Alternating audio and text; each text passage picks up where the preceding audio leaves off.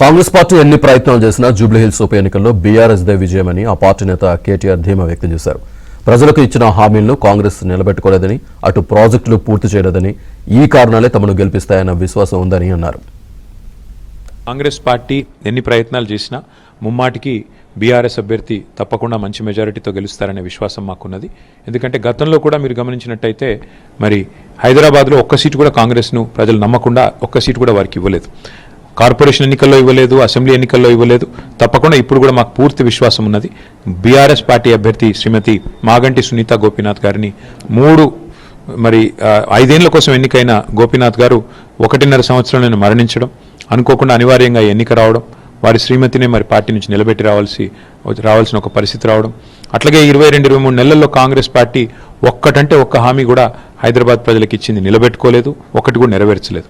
అది మైనారిటీలు కావచ్చు, మెజారిటీ కావచ్చు, మహిళలకు కావచ్చు, ఎవరికైనా కావచ్చు, ఒక హామీ కూడా నిలబెట్టుకోలేదు, ఒక కొత్త ప్రాజెక్ట్ స్టార్ట్ చేయలేదు. కాబట్టి ఇన్ని కారణాల దృష్ట్యా తప్పకుండా మాకైతే విశ్వాసం